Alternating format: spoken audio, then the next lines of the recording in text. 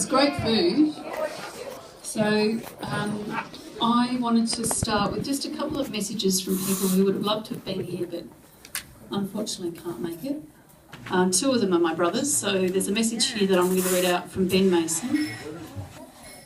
Happy birthday, Jan. All the best for celebrating your swashbuckling innings of 80 not out.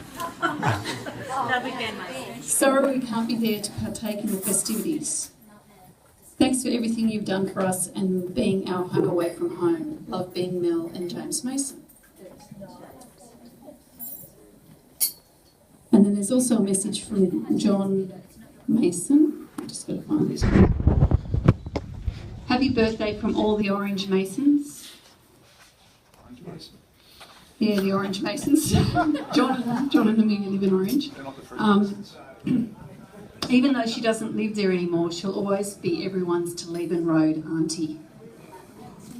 Happy birthday, Jan.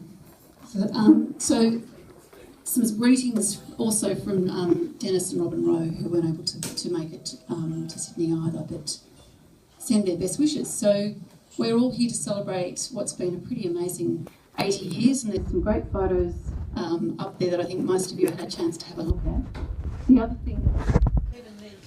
And Kevin Lynch too, Ruth. Beg your pardon. Yeah, that's right. So we've got some amazing creative spirit up here from Caroline as well. So these are actually tea towels, and they're able to be... We have to all create even more of a creative spirit up here by actually... now the textures are up here, and you can continue to add your own message. What else, Caro? Yeah, you can actually... Where is she? You've gone to the loo. Oh, dear. Whoops. You can write messages. Write messages on. We'll take them off, and there's actually a couple of tables here. So over the afternoon, make sure you come up and write on, whichever tea towel appeals to you. But we've actually got some good speeches and stories. It wouldn't be a Payten event without a bit of a story, so I'm going to hand over to Bob to lead us in a speech.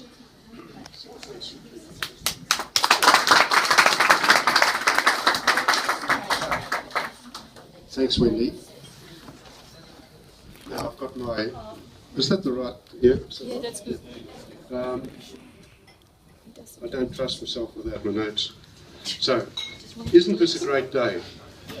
All of us have gathered here to celebrate Jan's 80th... Okay. There. How's that? Like an ice cream. We'll start again. Isn't this a great day? All of us have gathered here to celebrate Jan's 80th birthday. To think that 80 years ago today, Jan was a little two-day-old baby. So much has happened from then to now, but aren't we lucky to have had her in our lives for so long? Jan has got some marvellous characteristics which make her the lovable person that she is.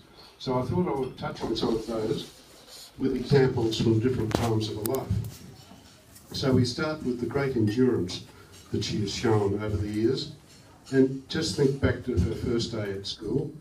She would have been waved off from the front door with Helen on one horse and on Frisky. Frisky wasn't very frisky. And Jan, Frisky was a very sedate horse. And Jan was on Penny, and Penny was a very nervous temperament horse. So they rode the 3.5 miles down to Payten Street School, 15 or 18 other pupils, put the horse in the horse paddock and then have school. Then the afternoon came, and that was a different story. Mr. Newham, the teacher, helped saddle up Penny. Peter Vandler is one of our alma mater, and so they'd get Jan all mounted up, somebody would let go of the head and Penny would take off, and she would really gallop, and all Jan could do was hang on to the mane, keep her little 6-year-old feet in the stirrups, and wait for Penny to get knocked up, and which she would when she got up about a half a mile up the road. Pauline would know that area, Pauline Keller, Pauline Walsh, and Peter Vandler would know every tree that I'm talking about as you go up that road. and then Penny would be puffing a bit, and Caroline and Helen would catch up. So that, I think, probably, that's, I suspect, where Jan's endurance and self-reliance all began. No such thing as helicopter parents in those days. Then, of course, Kathy, when she started school, they had the cart, and Helen used to drive the cart and Penny in the shafts, and saddling her up was still a big problem because she used to rear all the time, and Mr. Newman would say, "Come down, Penny, come down." But, anyway, that's her school, primary school times, before she went off to boarding school. And now another great quality is Jan's companionship. As we all know, she really is great company, and a lot of that comes from her exceptional conversational skills, which she's practiced very well over the years.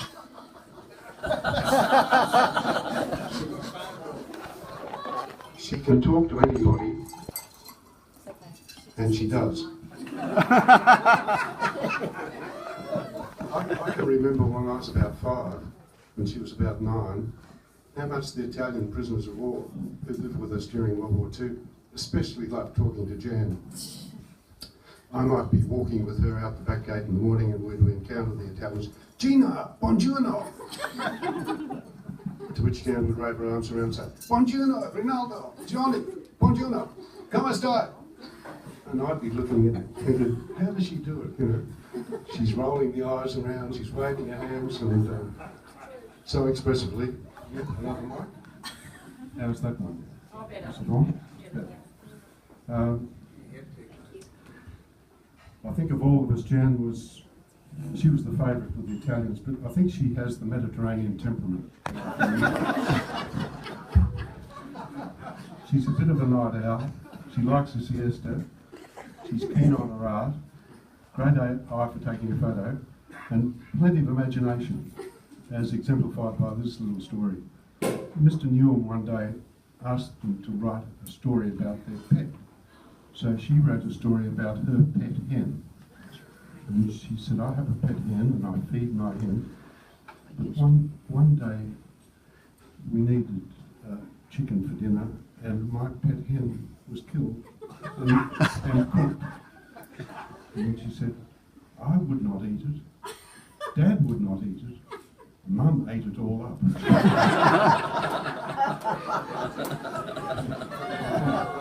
Of course, there never was a pet hen.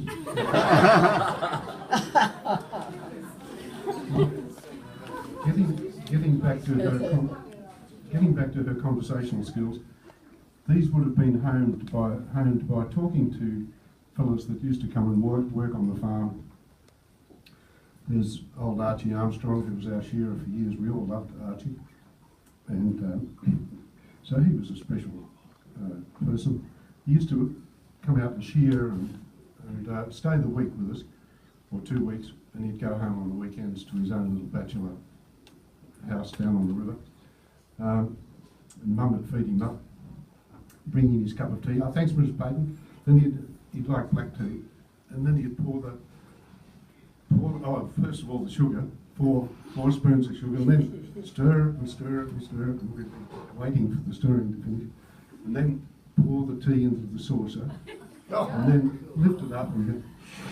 I don't think he had any top tea, but anyway, so that it was hot tea, so I could drink it without waiting, and then never spill a drop, and we'd be just really entranced with that. And there was another fellow called Jack Lawson. Jack Lawson used to shoe horses and do a bit of fencing and things like that. And Jack Lawson used to speak at 100 miles an hour, and then he'd throw in an "all that like their sea." He'd put that in every now and then. So he's saying, "Oh, they're storing there, all that like their sea." And oh, there was a big flood and the water came up to here and there was cows floating down the river and bits of stick and trees and all that like their sea. And Jan would get him going just to get all that like their seas out of him. You know. But now, next page. So, as I say, she can converse with all these sorts of people. She can talk to anybody, and she did. As an apprentice pharmacist at Leichhardt, which was a working class suburb in those days, Jan had saved up some really amusing stories, and when she came home she'd tell us all these funny stories of the conversations she'd had with the people in the shop. Now another thing about her is she's a great networker, as I'm sure you would agree. In the days before Facebook, Jan was Facebook. Keeping in touch with all her friends and informing them about what everybody else was doing. She got to know a large number of people from the country areas, and especially through being at boarding school and then at Sancta Sophia Uni, and as a result knew someone probably from most of the decent sized towns west of the Great Divide. There's a story of how she caught a train to Wagga to see a friend, and she got talking to a lady in the carriage there, and by the time they got to Wagga, Jan and this lady realised they knew half of Wagga and about half of Riverina as well. Then she had a great teacher in that area, and that was Mum. And Mum was very good at telling us who was related to who and so on. I can remember her doing the ironing on a Saturday afternoon at Kalula. Even in the days when we had the old flat irons that you had to put on the stove to warm them up.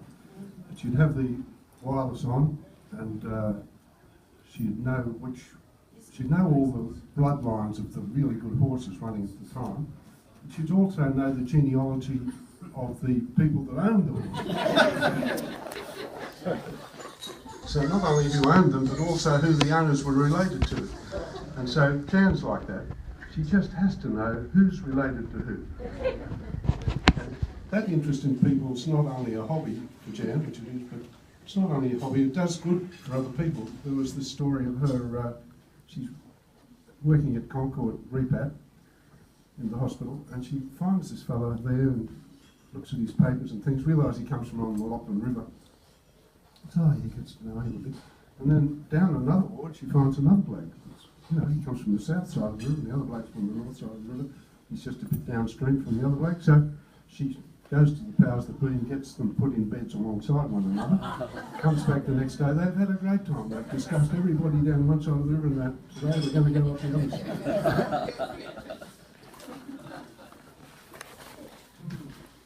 Now, as a pharmacist, of course, Jan was very good at that, and she was good at working out what drugs interacted with the other drugs, why half the people in the hospital were there, good at that sort of thing, and also preventing people from new prescribers might prescribe a drug that she knew was going to interact with what they're already on, so she put a stop to that and alert the people that have done it, don't do that. So now we all know that Jan is transparently honest, but too much honesty can be a bit of a drawback, of course, and this was the case in the 1952 Leaving Certificate Physiology pass paper. Now, Sister Dapperchi, now in the 90s, she's still alive. I was talking to her only just a month or two ago, and she said, well, Jan was, I can still recall, was one of my best pupils. She was a doctor before she became a nun, Sister Dapperchi. She said she passed the honours paper easily for the leaving certificate, but when it came to the pass paper, there was a question there about measles. I said, if one of the family has measles, what is the correct program? What should you do? And the answer they wanted was isolate the infected child. But Jan quoted Mum's strategy of putting everyone in together so they could all get it at once.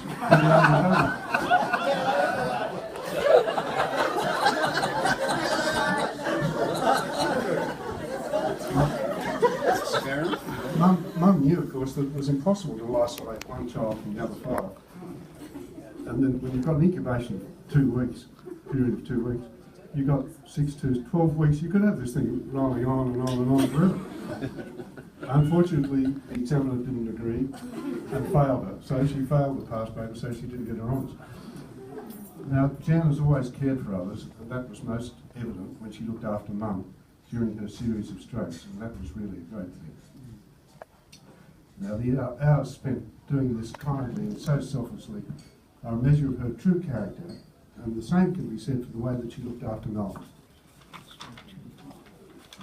She really is a very generous person, and the Taliban Road Motel was always open to anyone who needed a bed for a night or two, as you've already heard.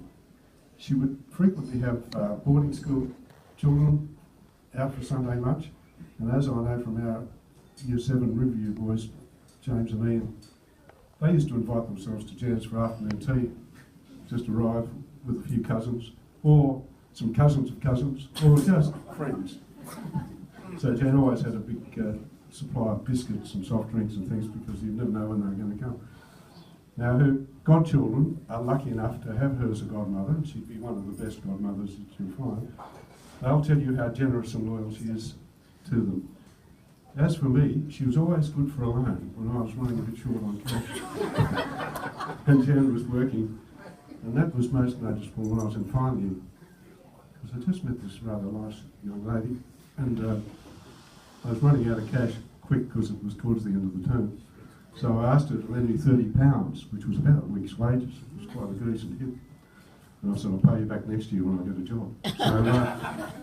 So as a result of that, Mary and I got together, and we were married about 2 years later. A good investment.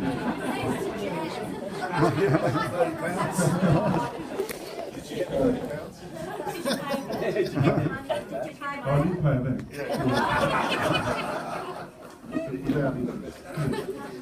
Now, Jan's social conscience is well formed, as we know. She was always a little bit left of centre politically, but she's backed her stance on social justice with repeated visits to Villawood and befriending her young Hazara man there. And as you know, she sponsors a student at St Jude's in Arusha, Tanzania. Visited there a few years ago, and instead of birthday presents, has generously asked that we support St Jude's. And she also goes out to a Western Suburbs primary school quite regularly and helps underprivileged children with their reading. So there we have it. I'm sure many of you will have your own entertaining stories about Jan. I hope I have helped you recall them. And I know already that there are one or two. So Kevin, where are you? Kevin Mason, there, come up here.